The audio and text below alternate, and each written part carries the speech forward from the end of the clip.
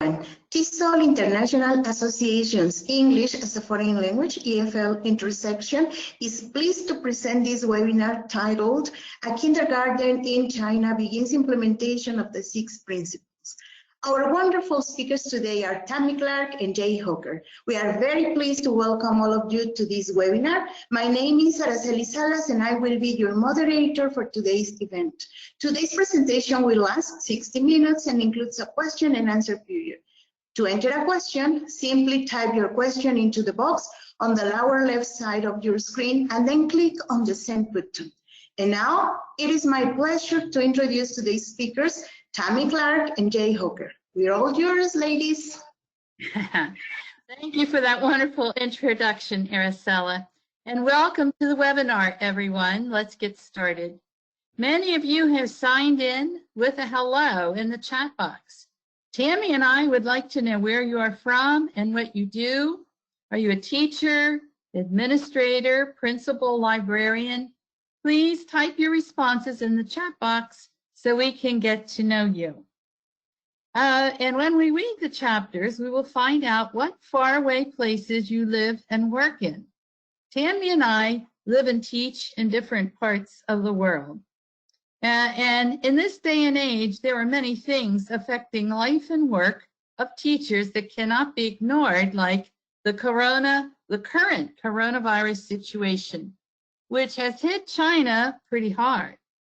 For instance, back in December, Tammy's and my proposal on this work was accepted by the committee of an overseas affiliate TESOL conference scheduled for early February. However, when the news got pretty serious about cases of the coronavirus appearing in various Asian countries, including the country that I was transiting through the airport to the conference, and about the one case of coronavirus appearing in the country itself where we were headed, my institution posted travel restrictions, which included for me a 14-day quarantine inside my flat upon my return. So our two administrations were sounding more and more worried about our health. We had to cancel our plans. So far, I'm happy to say there are no cases of coronavirus where I now live and teach in Kazakhstan. Tammy, could you tell us what is happening in Wenzhou, where you teach? I read online that bridges and roads into Wenzhou, for instance, were blocked off and traffic could not enter or leave the city. I'd be happy to tell you a little bit about our update on the coronavirus in China. At the beginning of February, everyone was quarantined. Everyone stayed in their homes, had opportunity, one person in the household to gather food every other day. Some places there was no enters or exits.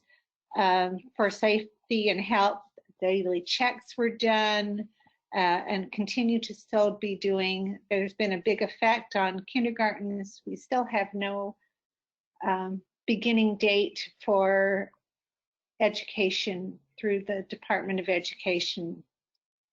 So our work has changed onto online venues such as this, which have challenged and stretched our skills.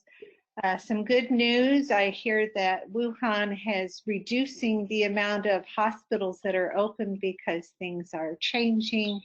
They are having less people that they have to take care of. More things are happening.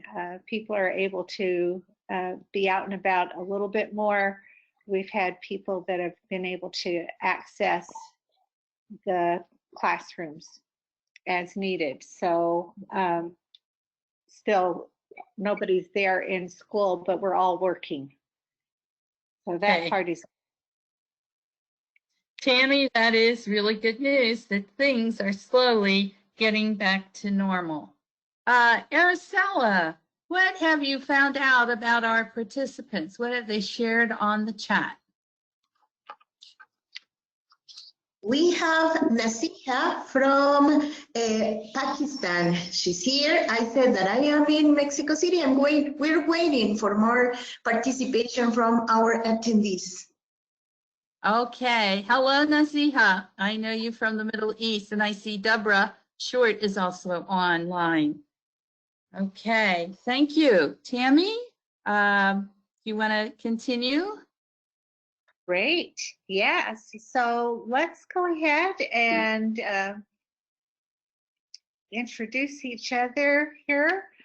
I'm Tammy Clark. That's my picture is at the top there, but we thought it would be fun to introduce each other. So I get to introduce Jane Holcoat. The first time I met Jane was 3.5 years ago, the night we both came into Wenzhou, China from the airport to teach at Wenzhou Kane University. Jane taught as an English lecturer, wrote the curriculum for the pre-university intensive English program for the incoming freshmen, and was my master teacher and supervisor as I completed the TESOL core curriculum program. She has a deep understanding and experience of TESOL as a former president of TESOL Arabia and a member of TESOL International Association Board of Directors. Previous to Wenzhou, she was an English language fellow for the United States State Department. Jane has taught around the world from Rwanda to Japan and Mali to Qatar. She now teaches English writing and language at Nazarbayev University in Kazakhstan. I did meet Tammy at that airport in the early morning hours, both of us just a little jet lagged after flying 24 hours across the Pacific to China. And I got to know Tammy as a teacher a few years later when she invited me to be her master teacher. I was aware, as were all the instructors and professors at WKU, that Tammy was vice principal of the kindergarten around the corner from WKU, and that she was creating and implementing an innovative program. As I worked with her, I learned just how gifted an educator she is. I witnessed her immersed in the learning experiences of her students and building on and extending those into future learning activities. I then understood that her expertise is built on very solid experience. Tammy has been a university instructor, training and professional development specialist, Head Start teacher, and infant toddler consultant. Her career highlights include South Dakota Head Start Teacher of the Year, publication panelist for South Dakota Early Learning Guidelines, and participant in a Reggio-inspired study tour in Pistoia, Italy. Thanks, Jane. Appreciate that interview. Now, what are we going to be talking about for this webinar? Well, of course, we want to highlight our kindergarten, and that's my opportunity to introduce you to the kindergarten. This is the entrance to the Wenzhou Ohai Liao Kindergarten. So I invite you to step inside and learn about Wenzhou Kane University Experimental Kindergarten, a young learner program housed within. Initiated under the sponsorship of Wenzhou Kane University, our kindergarten offers a dual immersion of English and Chinese languages in the daily activities of the children ages 3 through 6. This unique laboratory combining Chinese and American values, philosophies, and teaching strategies also provides high quality care and education to the families of WKU faculty, staff, and the local community. As we share our experiences today from incorporating the 6 principles in China, we ask you to reflect upon how the principles might apply to your situation and challenges. I have a little video that I'd like to present to you that kind of gives you a better feel of our kindergarten. But in the chat box, we would like to hear about your experiences if you have worked with the 6 principles. If you have applied, please chat yes. And then if you have want to expand that as to what experience or how you have applied any of the 6 principles, we'd like to hear that as I show you our little video about our kindergarten.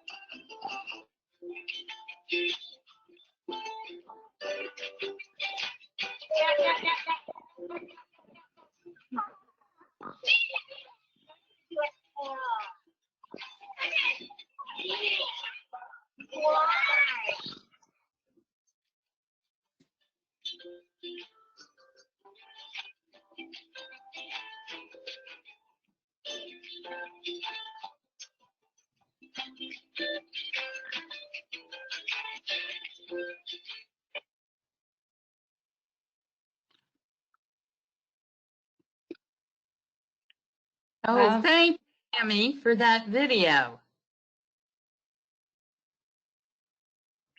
Well, Jane, will you introduce to us about the 6 principles?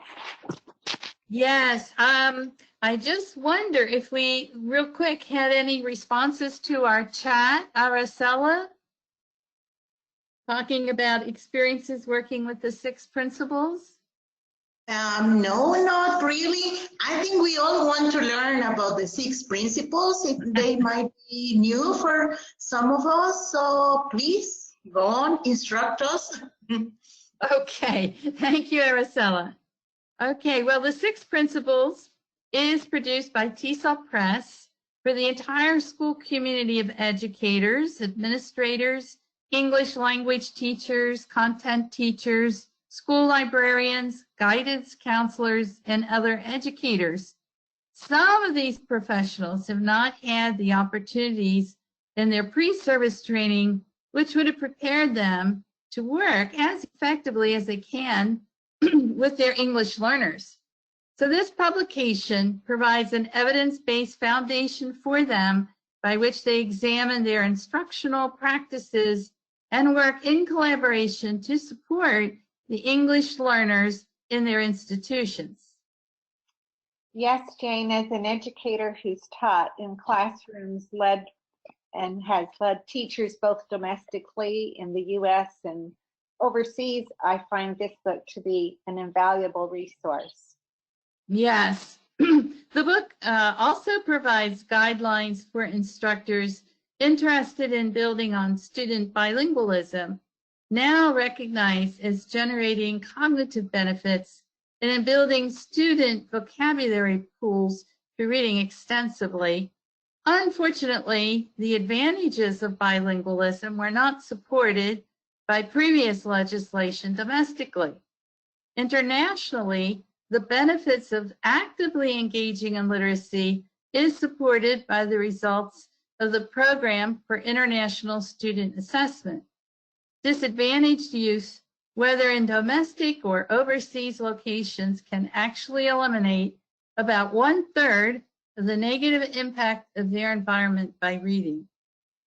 So while educational settings vary and how policies are implemented, individual educators can make choices in their own classrooms and institutions that do pave the path forward for students to learn English in any global context. So before Tammy tells us more about her program, let's briefly review the 6 principles. Know your learners, create conditions for language learning, design high-quality lessons, adapt lesson delivery as needed, monitor and assess language production, and finally, engage in a community of practice. So Tammy, in order to get to know your learners, your program involves parents from the very beginning. Isn't that true? Yes, it is. So let's talk about the first principle, know your learners. Coming from a Head Start background, one of the first items I put in place was a home visit completed before the school year begins. The English teacher, her translator, sometimes a program director, and a Chinese teacher go to the home visit and become acquainted with the family. While the child is engaged in learning activities, parents are interviewed and complete a language survey. You can see this picture on the left-hand side of the screen. There's an actual picture from the home visit. The parents also share their expectations they have for their children in kindergarten and the skills and strengths of their child. For example, one expectation might be that their child will be able to greet and introduce themselves in English. We find great strengths of a number of children coming into the class that they are able to make their wants known. Many of them know the ABCs and have had previous kindergarten program experience. One unusual skill that one child has was knowing that all the logos of every car. I bet the topic of the car logos developed into a great lesson, Tammy. It actually did. We created a whole study on transportation so that we could include car logos to have that accented for the child. Again, then after our home visits and a couple of days before class begins, we have an open house for both the child and parent to explore the classroom, play together, and become familiar with the teachers, staff, and environment. Parents have the opportunity to ask more questions, such as how to communicate easily with the teachers, what supplies the parents are to provide, and what the school supplies, and what student books the children will use for the curriculum. So after getting to know the learner, the second principle can be implemented. That is, creating conditions for language learning. For instance, after introducing the lesson vocabulary, the English teacher remains in the classroom and uses the vocabulary during daily learning activities.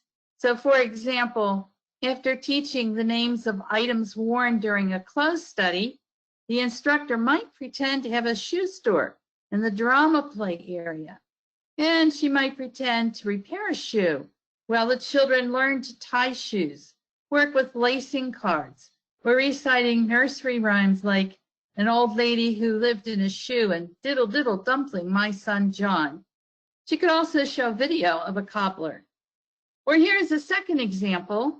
After singing a song, Apples and Bananas, earlier in the class, later during snack time when they are eating an apple, the teacher recycles the vocabulary by talking about eating an apple and how tasty it is.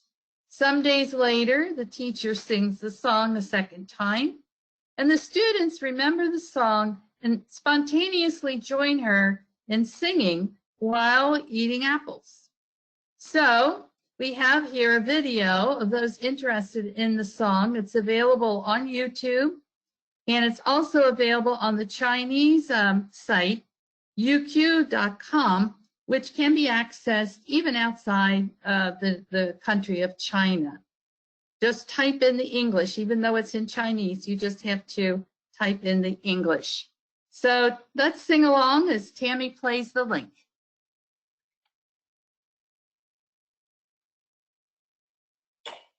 Hey Dallas, with Cheap Caribbean, all-inclusive means more food. You're free. What you want, whenever, wherever. With Cheap Caribbean, all.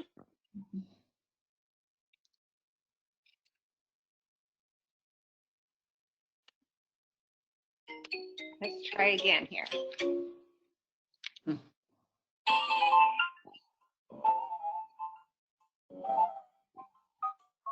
I like to eat apples and bananas. I like to eat apples and bananas. I like to eat apples and bananas. I like to eat apples and bananas. Now, if you know the song, you'll know that afterward you go through the 5 vowels, A, E, I, O, U, but for the children, most of them are Chinese, and so we wanted to just concentrate on apples and bananas. That's the entire part that we would know of the song. Again, we're interested in hearing how our listeners have created conditions for learning in your teaching situation. So if you could please chat and share your experience and thoughts in the chat box at this time, that would be great. Okay. So while folks are typing in, we'll just preview what's coming, and we'll talk about some examples of how the third principle, designing quality lessons, is implemented in Tammy's program. So before we get going on the new topic, Araceli, have we had any feedback from the participants on how they created conditions of learning? Not yet. I think we're all learning, still learning, but I'm here and I'll share what they want, what they share with us. Okay, thank you, Araceli. Okay, so we're going to hear then from Tammy about designing quality lessons. Great, thank you. Designing quality lessons is key to student interest and attention. Knowing how much children are fascinated with dinosaurs, we spent 3 or 4 weeks studying the subject. While the English teacher was instructing, the children engaged in activities including a dinosaur dig in the kindergarten, drawing pictures of dinosaurs, and creating a class book. A class book, that sounds pretty interesting, Tammy. What is a class book? what goes into the class book? For example, does each child contribute a drawing of a dinosaur to be collected in this book? Yes, they do, Jane. We had half the class in the dinosaur dig area, and the other half of the class had paper and markers to draw their own dinosaur. Other photos of dinosaurs and dinosaur books were open and available for them to get ideas from. And then the children would describe their dinosaur. As you can see down at the bottom of the screen, some of their ideas were, my dinosaur is big, my dinosaur is scary, my dinosaur has polka dots, my dinosaur eats people. So the teachers gathered all of their papers and we made a class book called My Dinosaur Is ... It's in our class library now and for everyone to enjoy, especially when the children turn to their page. So during the Chinese time, the stories were read and chicken bones were put into the sandbox for the children to recreate their digging experience. Our program, I probably have not mentioned this before, spends half of their day in an English instruction and the other half day is in Chinese instruction. Through all the teaching, children learn rhymes and songs about the dinosaurs, dinosaur names, and descriptive words. These rich lessons begin with finding the common topics between our English and Chinese curriculum. The lesson is translated into English and Chinese so that all the teachers can collaborate with each other and create a flowing and natural progression of the learning. During a reflection time, one of our teachers said, the children know more about dinosaurs than I do. Children already have so much information and contribute to the learning experience, just as the educators and parents do. Yes, the children are very involved in the learning experience. And how are the parents involved in these learning experiences, Tammy? Do the children get homework assignments that the parents supervise at home? They don't get homework assignments, but they do have activities to do at home. Our parents play such a big part in reinforcing what has happened at school. As you might recall, the instructors start with a home visit before the school year even starts. The parents remain involved in their children's learning. Their input runs like a thread through the curriculum, connecting home with school. For example, through a WeChat group, teachers share classroom learning experiences, the dinosaur rhymes to practice at home, and other suggestions, such as visiting a museum in Wenzhou to see a dinosaur exhibit. Parents also give teachers suggestions. One very helpful idea was the request from the parents for the English words of the week to be recorded on WeChat by the English teacher for the families to review and practice together. I'd like to hear from our audience again. What kind of opportunities do you have for collaboration between teachers and parents, or teachers and teachers? If you could respond in the chat, that would be excellent. Yeah.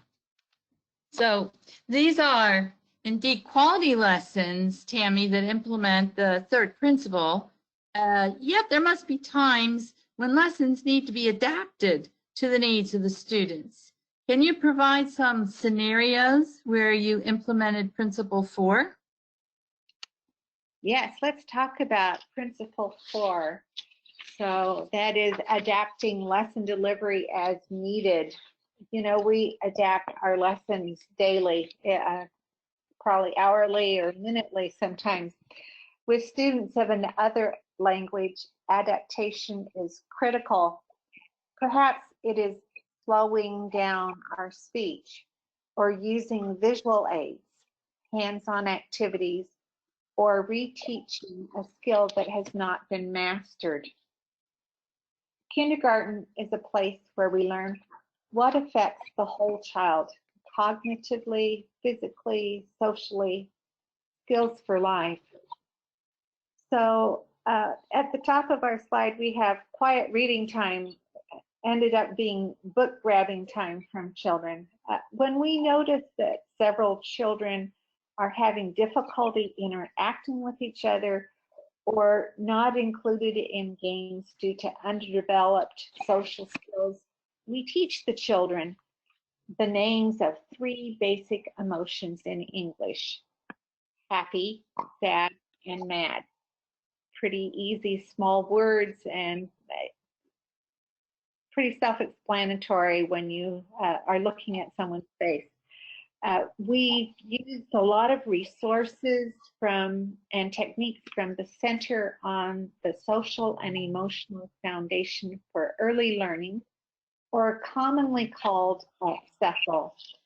The URL for CEFL for that center is down below at the bottom of the slide. These resources include free PDFs of feeling charts, a children's book list I find very helpful on all different kinds of emotions and social issues, a solution toolkit, and scripted stories. The website is also sectioned off and has different areas for teachers, one for parents, and one regarding some challenging behaviors.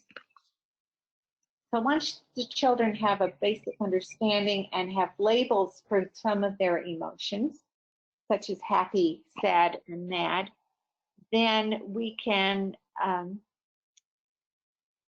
they learn how to use what we call the Tucker turtle technique of pulling into their shell to reflect, control feelings, and calm down before taking action. So I would like to read to you, or I'm going to summarize this story, a scripted story called Tucker Turtle Takes Time to Tuck and Think. And pretend that you are a young child as you listen to this story. Tucker Turtle went to Wet Lake School.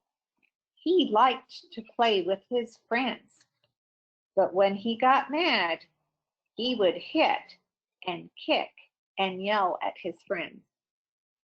His friends did not like it when he hit and kicked and yelled. But now he has learned the turtle technique. There are 4 steps. 1, he recognizes his feeling. So if he got hit on the head with a ball, he would say, ouch, oh, I feel hurt, I feel mad. The second step is think stop. So you stop whatever you're doing.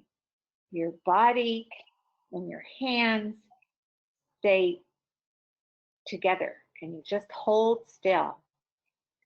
Number 3 is tuck inside your shell and take 3 breaths. Breath 1. Breath 2. Breath 3. And once Tucker is calm, he comes out of his shell and can think of a solution, which is the 4th step. Now Tucker Turtle and his friends are happy when Tucker plays nicely and keeps his hands to himself.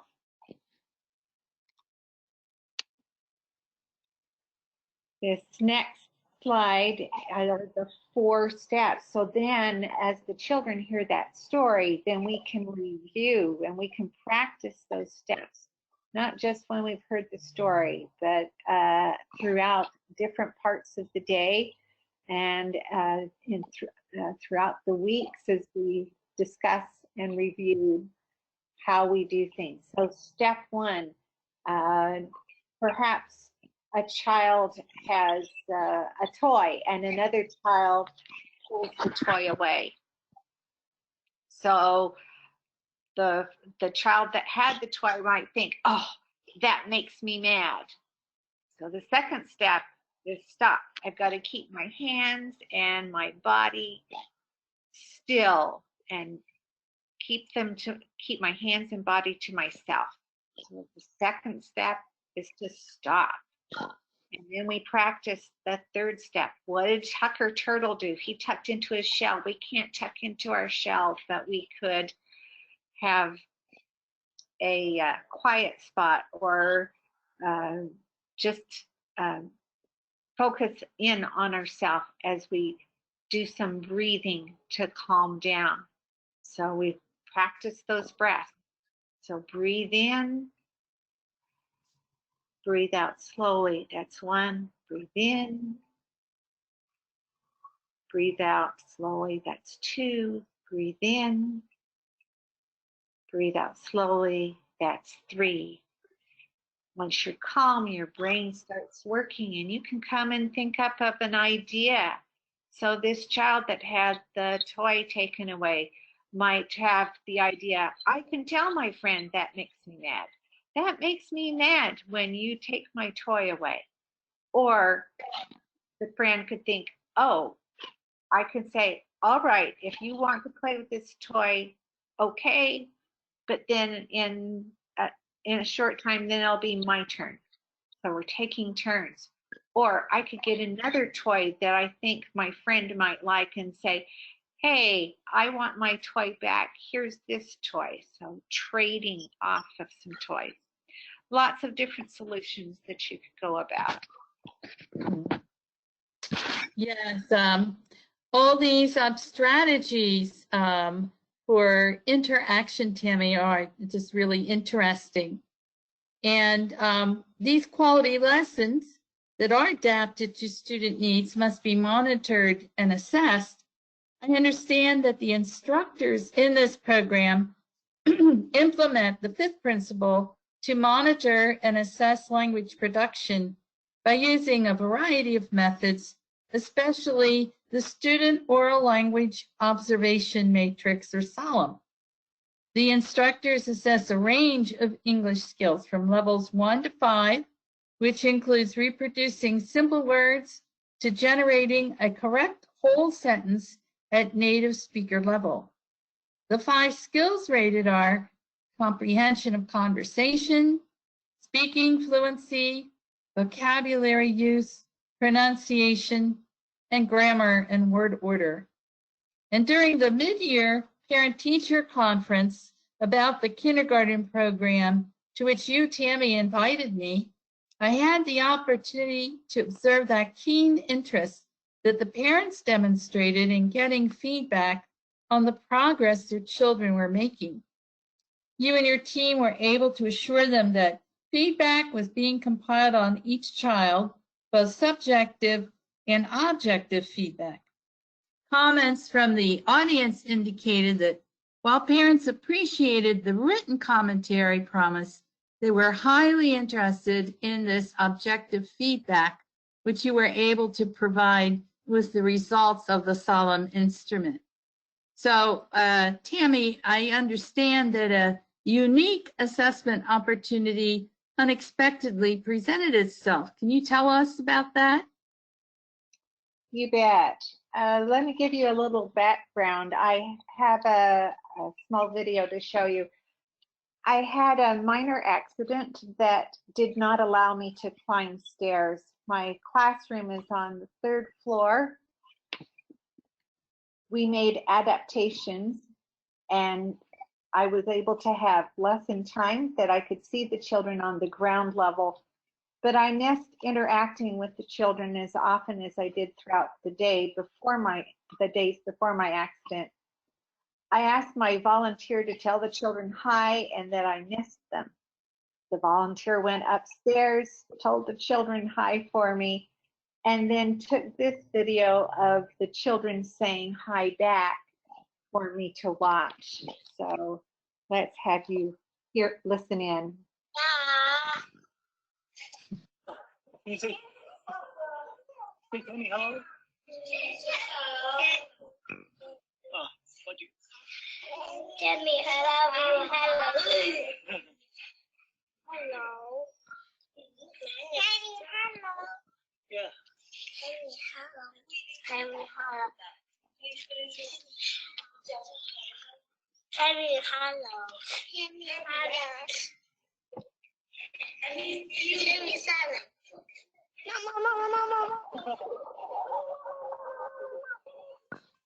Tammy,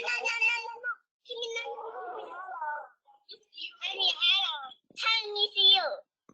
Tammy, hello. I miss you, Tammy. Tammy, hello. I miss you, Tammy. I miss you. say Tammy, hello. Okay. So as you heard and saw, the children responded. Some were quick to say hello, others were shy, some not willing to participate. So what started off as a kind-hearted gesture became an assessment tool for me so that I could see the children's language abilities. Yes. And Tammy, I've seen how the influence of the kindergarten built on these 6 principles is rippling out into the community, and how the community is drawn to participate in the kindergarten, creating a community of practice, the 6th principle. For instance, the English teacher, the Chinese teachers, the parents, and the classroom life teacher, that special Chinese classroom professional responsible for physical needs, all contribute to each other's understanding as they share their classroom experiences and examine classroom needs at a meeting held during the children's nap time. And again, I witnessed that professional sharing at that mid-semester conference held for the parents by you and your faculty. Also, you and your faculty find interesting and interested community members to participate in the school program as guest speakers. The children enjoyed the visit by the WKU biology professor as he demonstrates the equipment used to conduct his research experiments, testing the water pollution levels in the numerous lagoons of Wenzhou. And Professor Toby's picture is shown on the title page of our PowerPoint. We can see how engaged he is with the children and they are with him. The training of the English education majors studying at the university is enriched by the opportunity to shadow and assist the English instructor yourself in the kindergarten classroom. I hear they even substitute for you for short periods of time when you have to step out of the room briefly. That must be very exciting for these future English teachers. Yes, it is exciting for them. In fact, all of us involved for the past 2 years in our program have enjoyed these experiences and celebrated these successes built on the 6 principles, which we are happy to share today with this TESOL audience. So, looking ahead, our goal is to continue applying the 6 principles with greater reflection and collaboration of values as we make a vital contribution to the community and the Wenzhou Kane University faculty and staff. I have been reflecting on the 6 principles, and from what I have shown you today, I've also been looking at how I can continue forward, and I see that there are new things that I can be working on. So on knowing learners, I've realized that I need to do more reflection. The opportunity of having individual observations And you thinking of my colleagues as learners too, that I must know more about them in order for us to work together. The learning environment, arranging our rooms is really an important piece of creating that learning environment. And in our Reggio philosophy, environment is the third teacher. It's an opportunity to help in bridging what is known into some of the new things that we will be designing and working on. Designing our lessons. You know, we have so much that we do together to get from the Chinese and the English to do it. We're trying to figure out ways to maybe streamline our process or catalog the books that we have available for the children to read, so and for us to read to the children, so it's easier to grasp those. And then adapting. The idea is that we want to both adapt one-on-one, that we're wanting to help our children help themselves. So some greater reflection on the ways that we adapt. On monitoring and assessing. Yes, we're keeping records, but there's lots of ways that we could find to share those records, to divide up our responsibilities on monitoring and assessing, being more organized. And then involving the community. Boy, there's been some growing pains for me as a vice principal, coming from a totally teaching background. The idea of releasing some of those teaching responsibilities, the needing more to train and observe our teachers, being more of a coach and being sensitive. So Tammy, oh, go ahead. Sorry. You continue, Jane. Well, I was just going to say, really, kudos on all the successes you have enjoyed these 2 years, and I'm sure you have many wonderful achievements in the program with the children and your staff. Maybe since we're kind of nearing the end of our session, we could just end with that wonderful story you told me about the little boy who was very upset and emoting in Chinese to you for some minutes. And after he told you in Chinese his worry or his problem, he seemed relieved and went back to playing with the other children. What was happening with him? And how do you think your listening moved him forward emotionally, even though you were sharing in 2 different languages? Well, often feelings are so strong.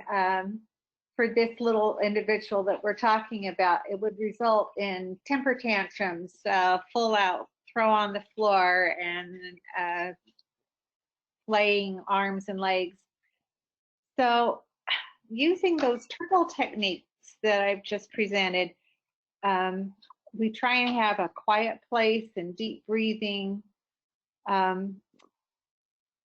I had not been in the classroom when the incident occurred, and so I also asked permission for the on-duty teacher if I could try and help before approaching the child. I just sat next to the child as they were in a quieter spot, waiting for the child to calm down, talked softly. We practiced those 3 deep breaths, and I asked what happened. I was using a new translation app from my phone when I asked what happened. So I could say it in English, and then it translated it into Chinese. And he heard my question in his language. And then I tapped the button to record his response. It took a minute before he figured out that that's what I was trying to want him to do. I wanted him to talk. So then as he talked, he kept on talking. It was a long description of what had happened. And then the translation app, when it translated it into English, made no sense at all to me. But his face had lit up with this big smile. Sometimes our translation apps, even with the best of apps, do not translate well. But he felt that I had understood. I had heard in his language, heard him in my language, and so his mood changed. He picked himself up and was ready to join the other children playing outside. So fortunately, modern technology was able to help out here with this child. Yes, yeah. So I think we have come to our question and answer period here. So Celia, have there been some questions that we could respond to? We're waiting for questions, but we already have 2 comments. One is from Deborah Short, and she says that she likes the alignment with the Chinese curriculum you have made and the engagement with other teachers, and that you have great examples of several of the principles, the 6 principles. We also have Endeye's comment, and she says that she likes the idea of having parents involved in the learning process, of having them provide vocabulary. I also think that's a great idea. I have a question of my own, and what response have you had from parents? Do they really like this involvement and the creation of community you are making there? They do. In fact, they seem to always want more. We have, again, this WeChat program. It's a lot like, almost like a Facebook or FaceTime. You can call, you can video call, you can chat, you can send messages. People in China use WeChat instead of email. It's just so digital. And if there's anything that is sent to you in the other language, there is a spot where it will translate for you. Again, sometimes that translation isn't as correct as it could be. Yeah. Parents are always wanting to make sure that their child is having an opportunity to have some English. We have about 95% of our children are Chinese speakers. Oh, okay. And so English is the minority language, of course, and everyone else understands Chinese readily, but having the English opportunities, they want to make sure their child has lots of English opportunities, what they can do to assist the child at home and practice. Okay, thank you. We're waiting for more questions here.